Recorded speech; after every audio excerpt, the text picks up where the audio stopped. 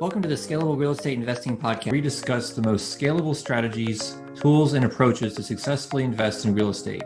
Learn how to make the most impact of your time, automate your real estate investing business, find off-market deals with minimum time invested, and leverage your capital to create as many income streams as possible so that you can achieve true financial independence. Thank you for tuning in. I'm your host, Mason Clement. Hi, scalable investors. Before we get into today's episode, I'd like to tell you about a group that I'm a part of called HiveMind. If you're serious about taking the next step in your real estate investing career, then this is definitely a group that you need to join. Some of our members are making $90,000 or more per month and as much as $300,000 on just one deal. And at the same time, you don't have to spend thousands of dollars like you typically would joining other mastermind groups. This is only $99 per month. And when you join, you'll gain access to a robust integrated CRM software that allows you to track your leads, run automated triggers, and ultimately scale your marketing efforts. So the difference here is that you're not left high and dry, but gain access to a support network that allows you to use that tool and learn from other more experienced real estate investors. So to learn more, go to scalablerei.com/HiveMind. That's HIVEMIND. Thanks a lot. Let's get into the episode. Hi, scalable investors.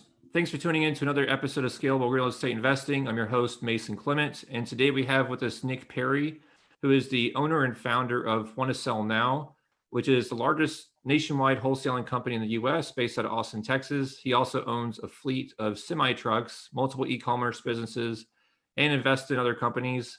And he's the founder and owner of the Figure Cartel mastermind, which helps people get over hurdles very quickly to grow their existing business into multiple seven-figure real estate investing businesses. So I think we're going to get a lot out of this episode and just excited to get jumping in.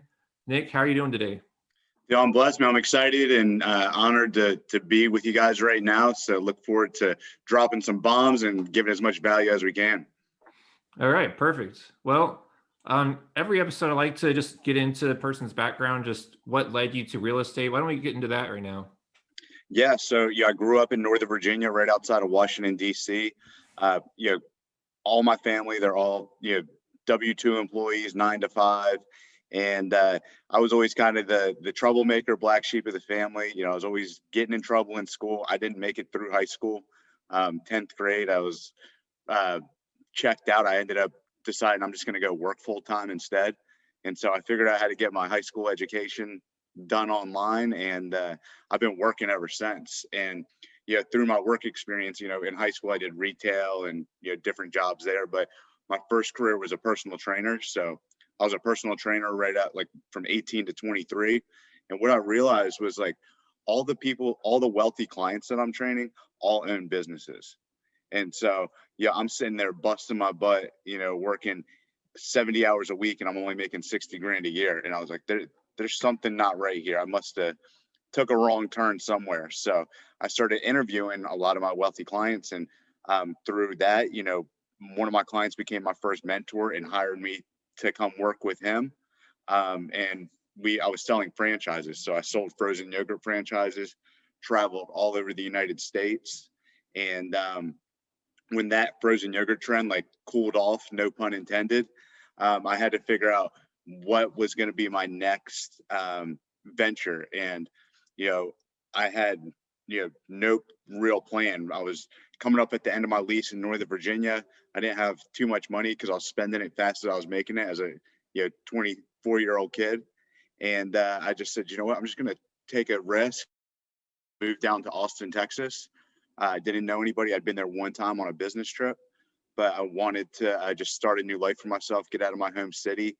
And when I got down there, I really got serious about okay, well, what am I going to do to start my own business now?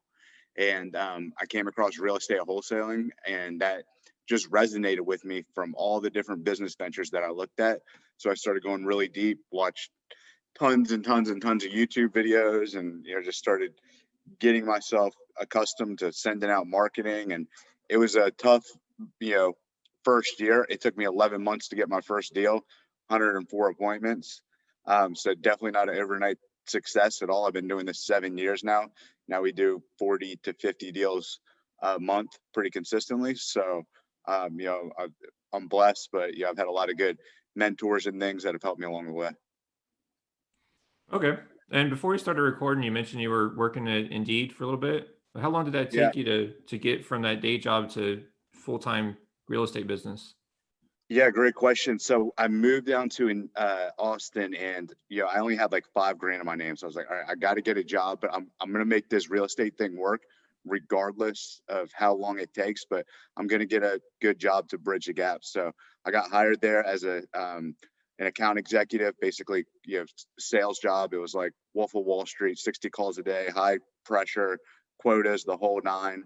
And I went in there with the sole intention of I want to quit as quickly as possible. So that was my number one intention, even taking that job, was I'm gonna get this and I'm gonna get out and I'm gonna do real estate full time. So I went in with that intention and absolutely crushed it, like right out of the gate. Rookie of the year at Indeed, Top Gun, President's Club, like all the awards.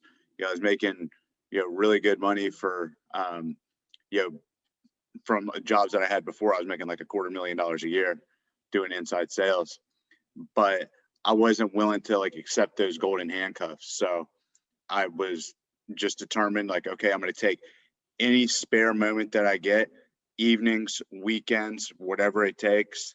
I'll work 18-hour days, 7 days a week. I don't care, until I can get out. And it took me, to answer your question, it took me 2.5 years. It would have happened a lot sooner. But I had some pitfalls and challenges along the way that I had to overcome through that process. Okay. Yeah, that makes a lot of sense. I think it depends on how busy you are at your day job. And, sometimes things just get in the way and it takes longer, but I think the saying Rome wasn't built in one day is really applicable. I mean, you can't expect to have a multi-million-dollar company to jump to, without first building it one brick at a time. One perfect brick at a time. Yeah. But, you just got to take massive action and always move forward every single day. No matter how, if you're in a day job or whatever, you find time throughout your day. Don't get fired from your day job, but, find time in the day that you can work on your real estate business. And then, like I said, like, as soon as work is over, kiss the dog and get your butt back to work. And you better be working until you pass out. And then you wake up and you go back to your day job. And that's just the way that, I treated it. But like my pitfalls were, like, I hired on my girlfriend at the time to come work in my real estate business. And that was a big mistake, because when I decided I wanted to break up with her, she wanted to take the business. I said no.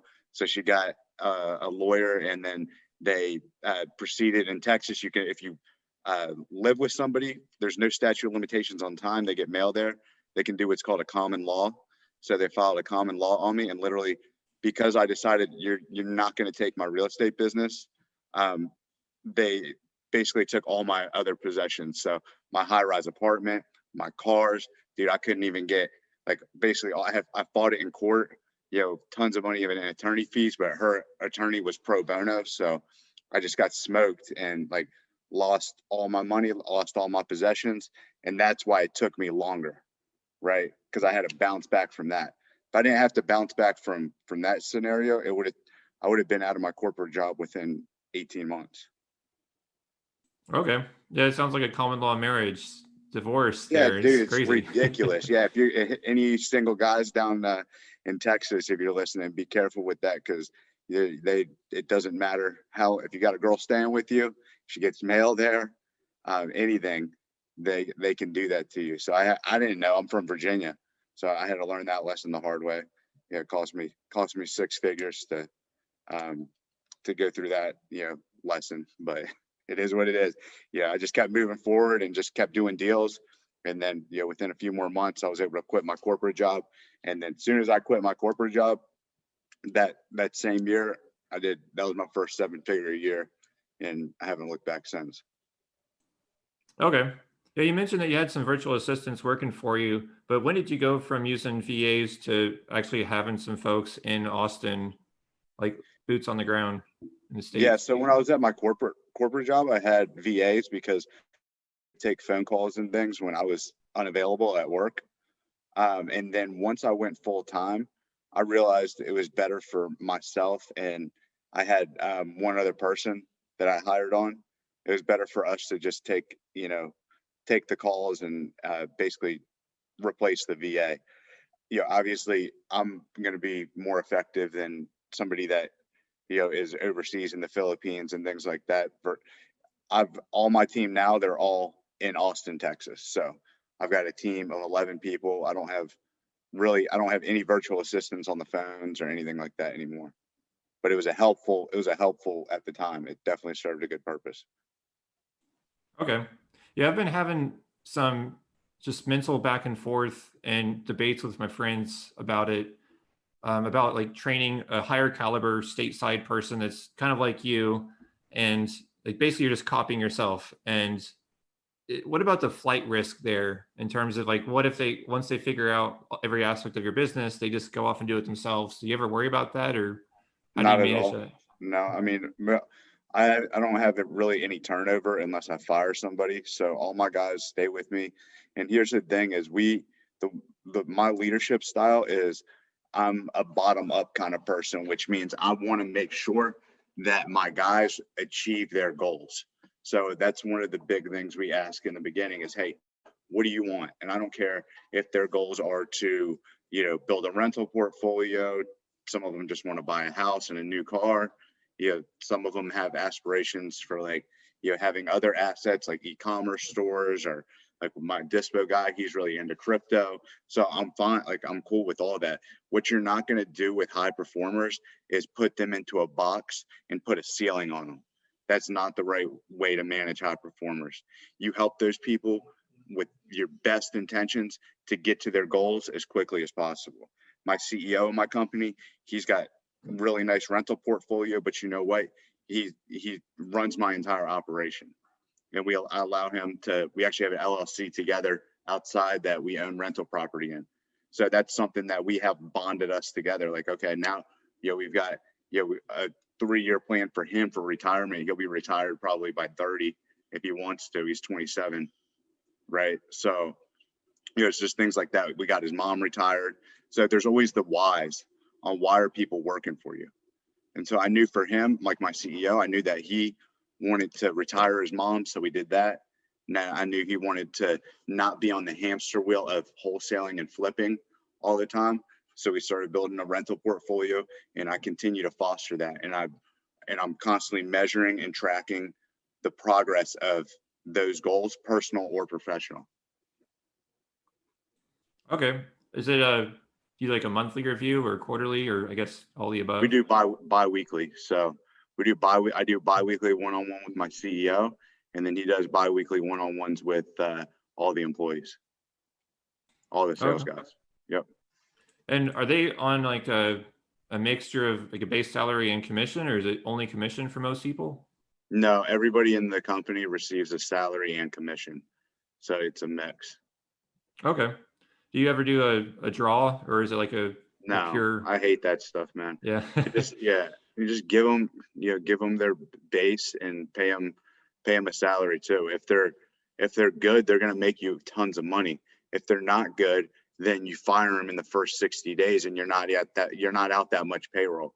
So the whole draw thing is, I've done it all sorts of different ways: commission only, draw, salary only, salary plus commission. And the pay structure that we have now, I've been using for the last 2.5, maybe 3 years, and it works great. Okay. And that's I guess like a reasonable base salary to pay the bills and commission, not, Yeah, so it's a it's always low, that balance, right? right. Huh? It's a low base. It's enough to basically, pay their rent, their car note, and get them to work and back and maybe buy Chipotle. But they're not doing anything exciting unless are really doing much until they're closing deals. Okay. Yeah, I remember one of my first jobs out of college, I was paid like 45,000 base plus commission. So I would assume it'd be something like that. But Exactly. Yeah. Very similar comp package. And yeah, our guys do well. My top acquisitions makes 160, 180K a year.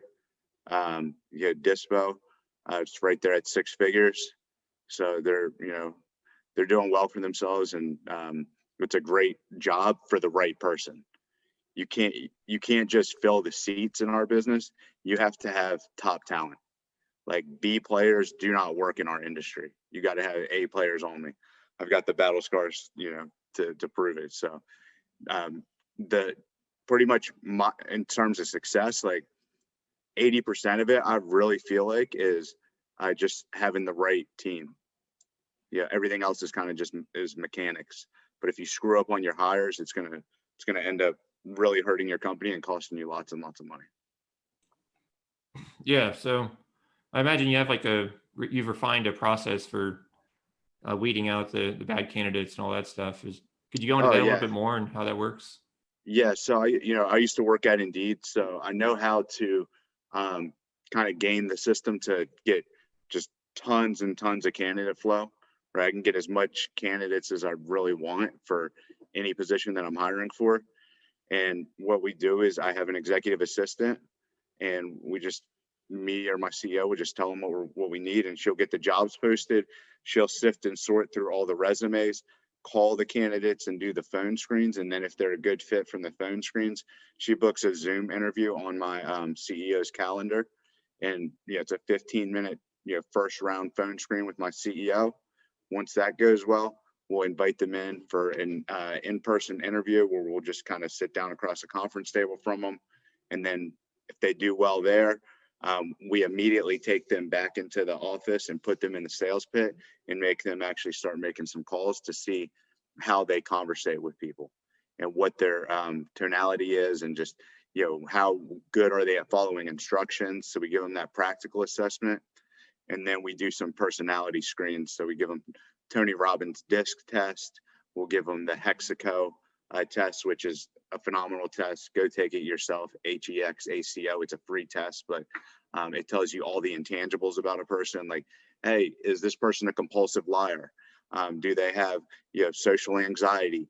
All those things that you don't get on like a 4-color personality test. The Hexaco will tell you. It's pretty good. And then if they pass through that, then our final round interview is usually it's just a coffee, lunch, happy hour, some sort of meeting outside of the office, and we'll bring a couple of our employees with us just to see how they vibe. And if they do well in that final round interview, they're extended an offer. So that's our process. Okay. Hey, give me one moment. I apologize. One moment. That's cool.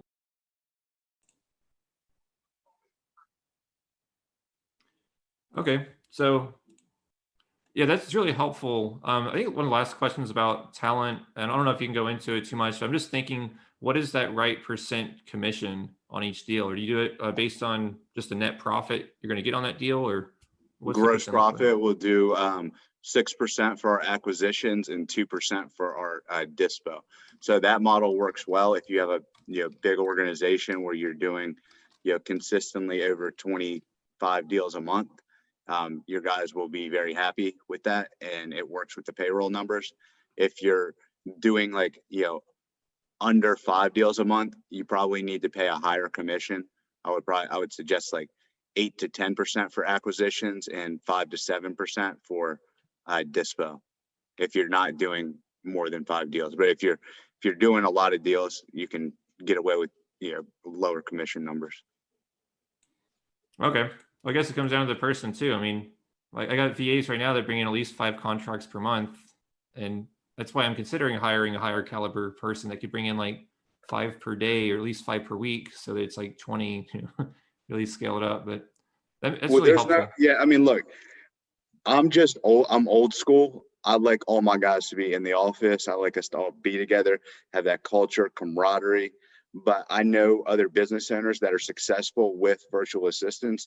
You just have to make sure that your management style is working that way. Like, I don't like to do Zoom calls. I don't like to Slack. I like to talk to you face to face and know what's going on in the moment. When a deal comes up, we're able to help each other. We're able to be there for each other, on the good days, the bad days. So there's just intangibles of having an office that I personally like. But if you want to run it with VAs or other people that are work from home, you can do that too. You just got to be a little bit tighter with your, I think your management. So. Okay. You said 6% and 2%. So why does the percentage differ on the buy side and sell side? It's for acquisitions. So acquisitions are the guys that are negotiating with the homeowners and getting the properties under contract at a discount. They get 6%. Dispositions gets 2% because they're getting fed deals. Basically, they're just sourcing the buyer, working with the title company to close the transaction. So they're getting a much higher volume of deals than a single acquisition rep will. Okay. That's one thing too I was considering is like I have my VAs working on the acquisition side, and then I need to hire someone on the disposition side. Like in a perfect world, one person would just do everything, but it seems like your business and other businesses I've heard of have it structured to where people just focus on one or the other, not both. Would you agree with that? I mean, you have to focus on both eventually if you want to scale an organization. So you're going to have to get good at every role in your company, at least enough to be dangerous. With acquisitions, that's usually the first hires you'll make. And then what happens is once you got acquisitions running really well, you'll end up going to Dispo, and you've got to move all those deals. So you've got to move all the deals yourself until you get so busy that you can hire someone to start helping you, and then they can slowly take over the department, and then you hire another dispo, and it just kind of builds out that way. Okay. But once you actually hired them out, like that staff they're not doing both. I mean, of course, you as a business owner, you have to do everything. No, they don't ever cross over. I don't want my guys, it doesn't work. Just keep them and keep the departments separate. Yeah. Okay. That's really helpful. I know that on a different podcast episode I heard you on, you mentioned that you just do primarily PPC marketing.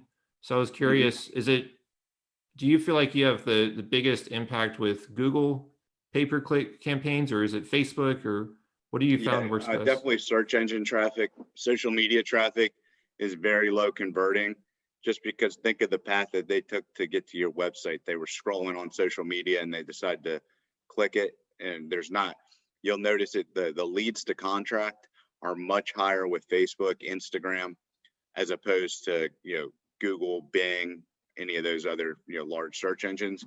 You get a much higher converting lead than social media. Because it's all about the intent, right? So someone's actually looking at, I want to buy or I want to sell my property, and so they're actually Googling it. Right, then they're going to your website, they're calling you or filling out a form. The path that they took to get there is much lower or much further down the funnel than somebody that's scrolling on social media and decides to click an ad. The leads to contract on Facebook for us was like 1 in 50, 1 in 60 leads would turn into a contract. On search engine traffic, we're like 1 in 12. So like 5 times better. Okay. If I wasn't converting. Yeah, that's outstanding.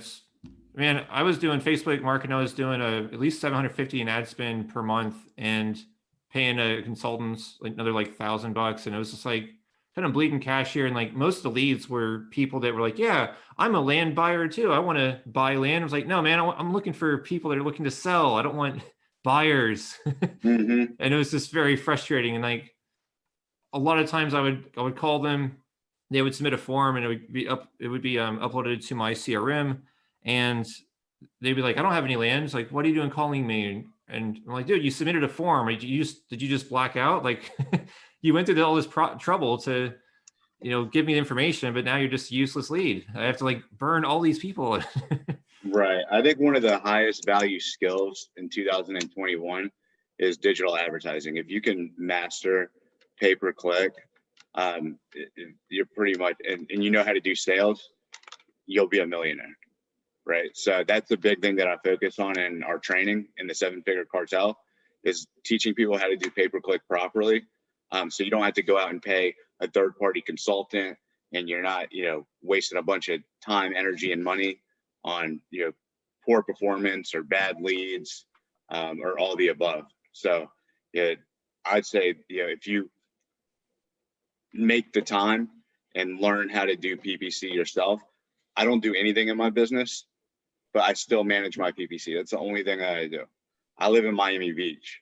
My team is in Austin, Texas. I go there maybe once a month just to check in, right? But I still check on my campaigns like once a day and make sure that they're performing. Okay. Yeah, that's really helpful.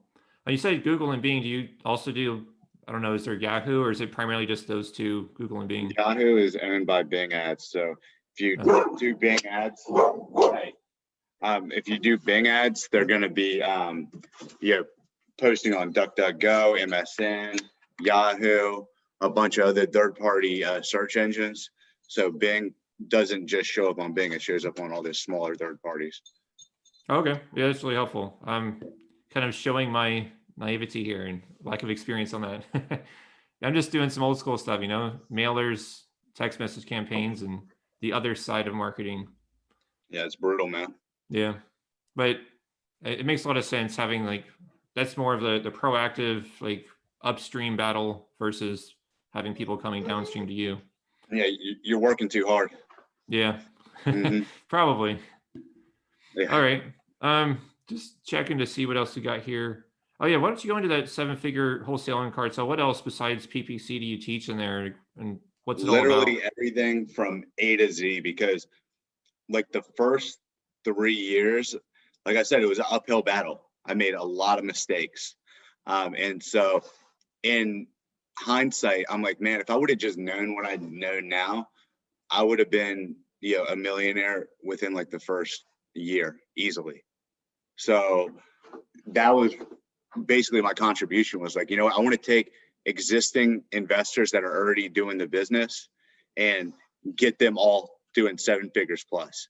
So that's more rewarding to me than really anything. So that's like my passion project. So I teach them every single thing we do, from marketing to acquisitions to dispositions to how I manage my finances to how we do hiring.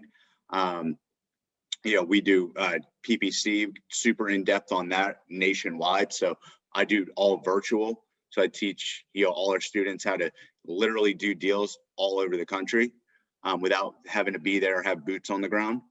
And going to so many masterminds and taking so many courses, the one thing that I really think is lacking that I put into mine was, you've taken plenty of courses, I'm sure, and you go through them. And then when you actually start doing it, that's when questions come up, right?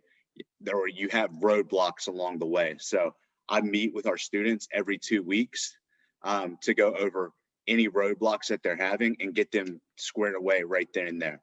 So we jump on Zoom. I'd be like, hey, Mason, where are you at right now? Where are the roadblocks? We're doing quick check-ins to make sure that you're just constantly up and to the right, killing it, and you get to where you're trying to go as quickly as possible. So that's what it is. We got a really badass Facebook group too, because I don't work with newbie investors. Our member base is really, really powerful. It's some of the heaviest hitters in the country are in there. And the Facebook group, you can literally go in and ask whatever you want, and you're going to get an answer from somebody pretty quick. So it's good, man. It's been a really really great thing. I never wanted to do, I never wanted to be a teacher or anything, but because I scaled myself out of my business, I had so many people asking me. I was like, okay, fine, I'll do it. And now I really, really enjoy it. So it's been a great experience. Okay, so I just have 2 more questions on that you reminded me of. Is, well, first, should I be focusing on single family houses, or could it be any property type? Any property type. So really any asset class. Obviously in the marketing, your keywords that you're bidding on are going to be different than my keywords for single family homes. Like you would be, more land based on your keywords, but it's the whole thing is just lead generation and sales, right? And then properly structuring your company in order for it to grow in a healthy way. I grew my company way too fast one time. I had like 22 people in my office. It turned into a complete shit show. Had to fire them all. And it was just like you said in the beginning of this podcast.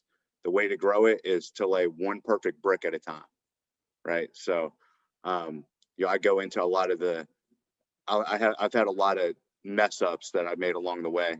And I think I should have avoided them, but I'm a knucklehead. Sometimes I had to learn a lot of things the hard way to get to where I'm at. Okay. And in terms of like the minimum level of experience you look for, or how do you do that? Is it like, give me your financials and you have to make at least 100 grand with your business before I talk to you, or how is that process? Yeah, I mean, you have to already actively be doing deals. Yeah, you can't just be looking to get into real estate. Like you've got to already have some closed transactions in order to qualify.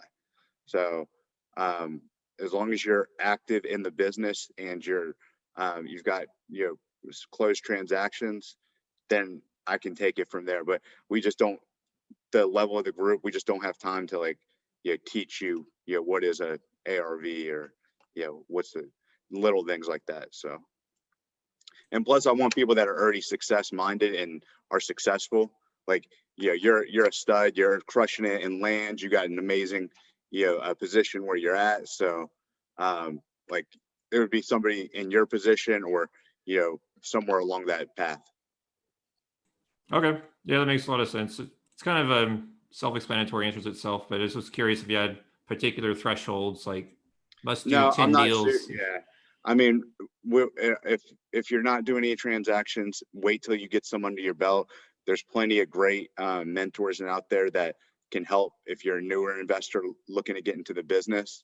I recommend like Sean Terry. He was my first mentor. He really helped me get out of my corporate job and things like that.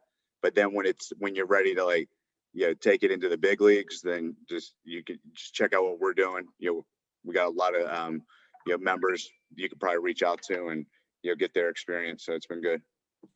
Okay. It's just like a one-time fee, right? There's not like a monthly fee.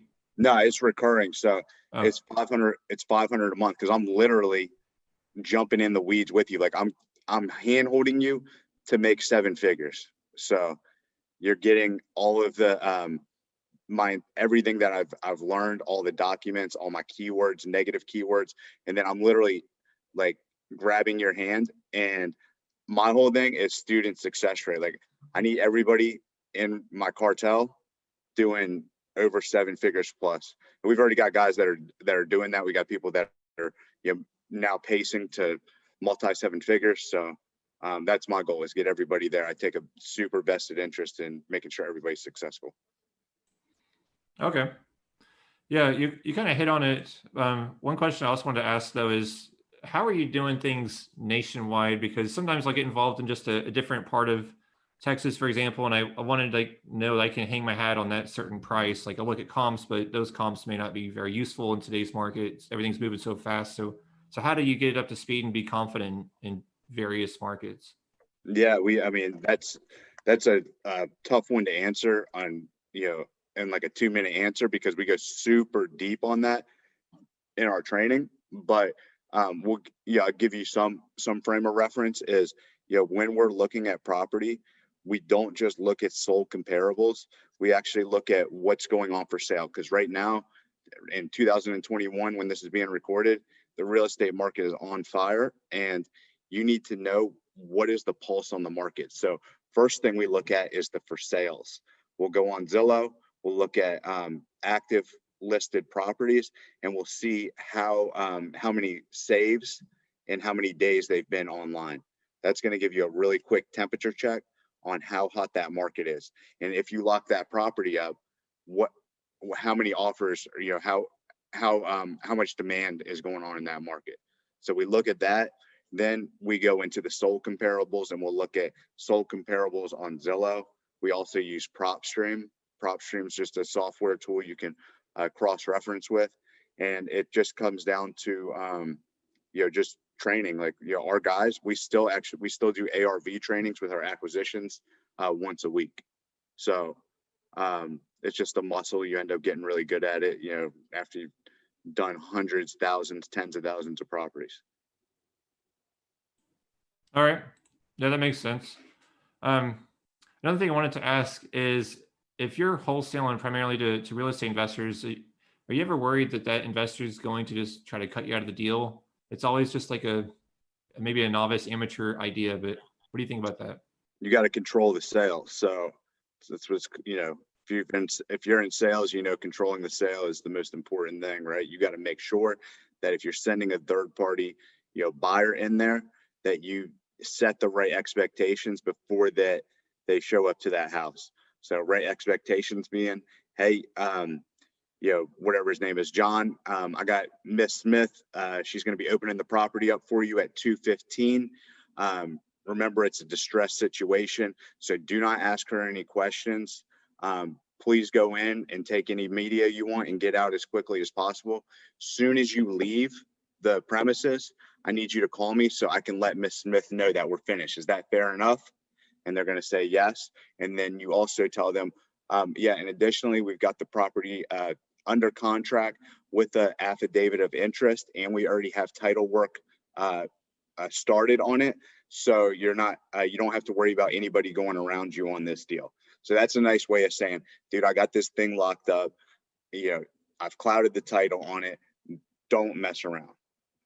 And you know, what's funny is you'll get, when there is a snake in the grass, they usually identify themselves in that conversation. We've literally heard it multiple times, like more than I can count. Oh, you have you've clouded title, you've got an affidavit on it.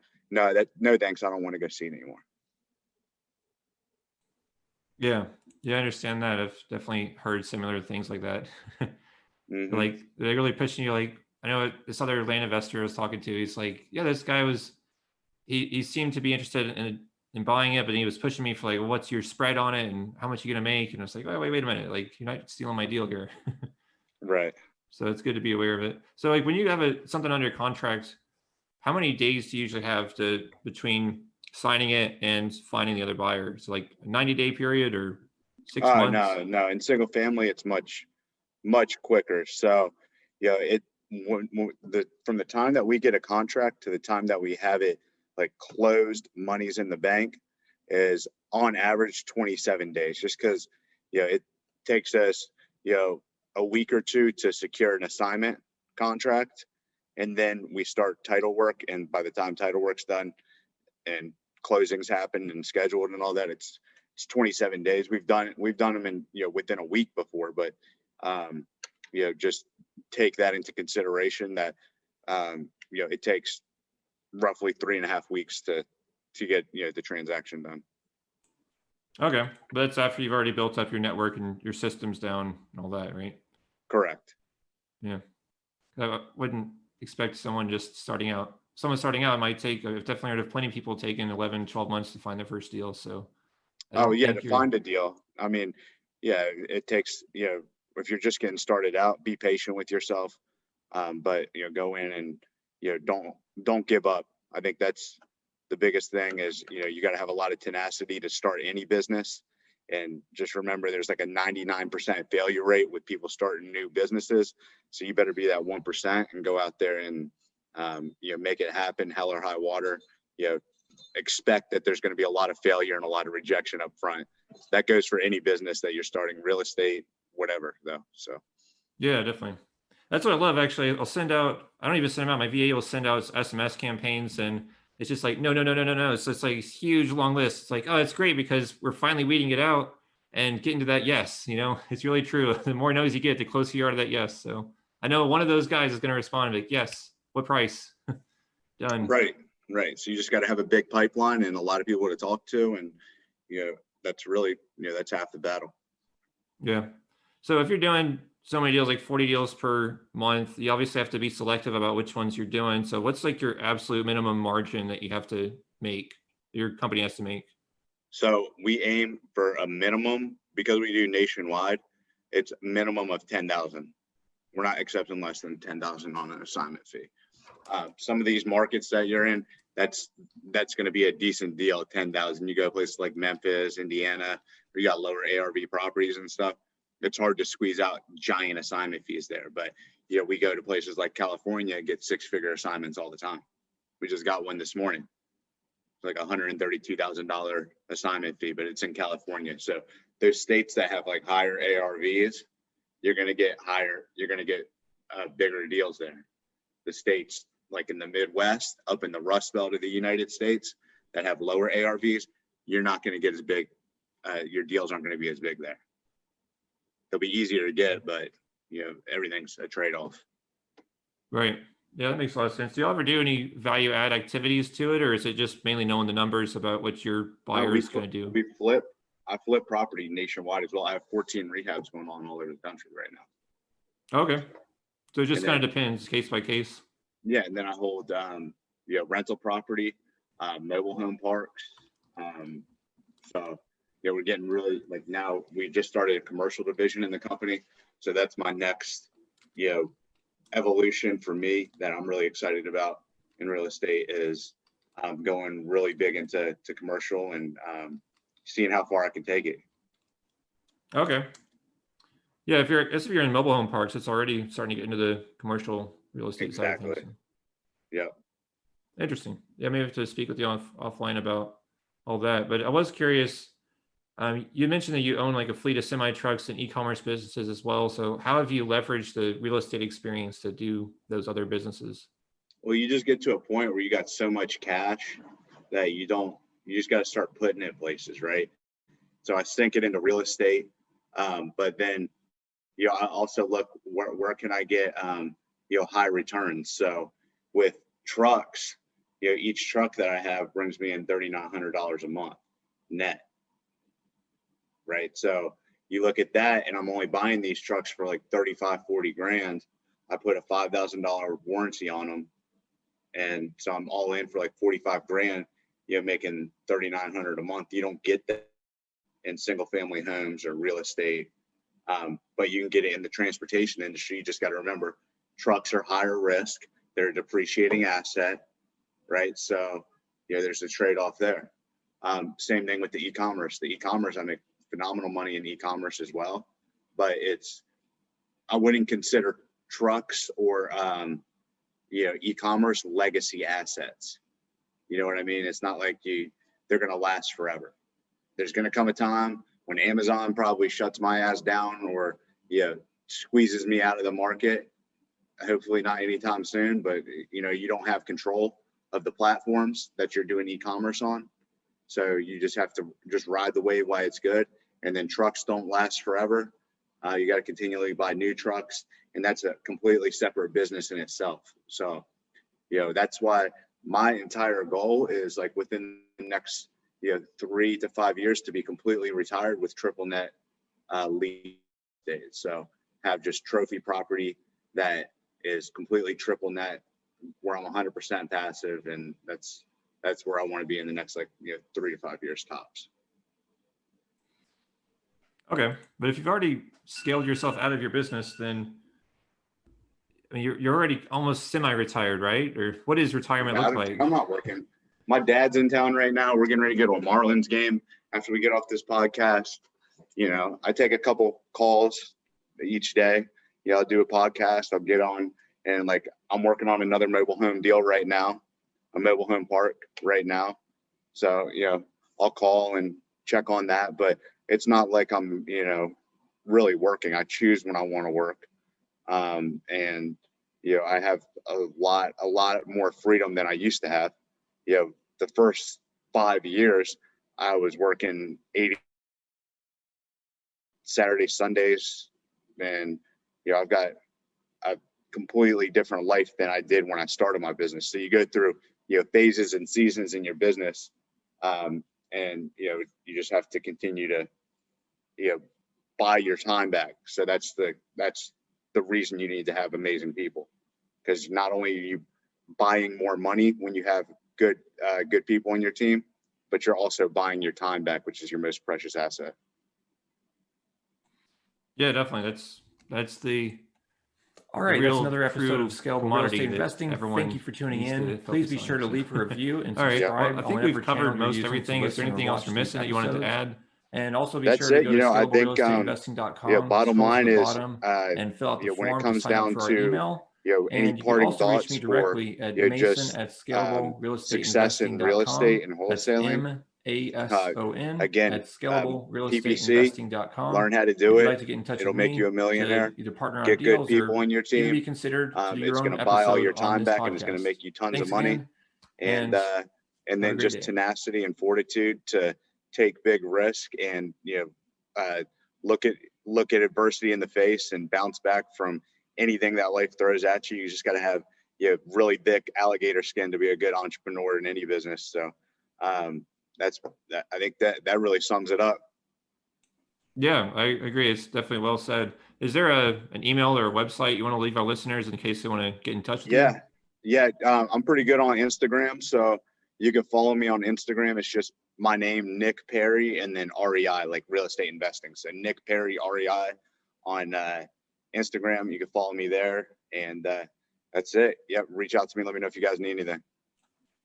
Perfect. Thanks a lot for your time. This was definitely great stuff. So hope to do it again. Thanks. Thank you so much. See you later. Later.